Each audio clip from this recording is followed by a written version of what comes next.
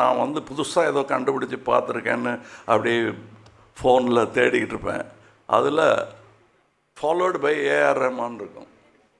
நான் பார்க்குற ஏரியாலாம் இவர் பார்க்குறாரா, இல்லை இவர் பார்க்குற ஏரியாலாம் நான் தேடிட்டு இருக்கேன் என்னான்னு எனக்கு ஒரு டவுட் வரும். ஆனால் ஒரு விஷயம் எனக்கு புரிஞ்சது, நாங்கள் 2 பேரும் மீட் பண்ணிக்கிட்டோம் லாஸ் ஏஞ்சலஸில். ஒரு cinema together we saw a cinema, Oppenheimer, and then we went to the cinema museum. What is important for us, you will understand. For us, it's only what we do.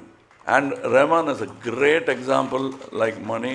அவர் அதை தவிர வேறு ஒன்றும் பேச மாட்டாங்க. So கொஞ்சம் humour கம்மியாக இருக்கும். ஏன்னா அந்த ஹியூமருக்காக வேண்டாத வார்த்தையெல்லாம் விட்டுருவோம்.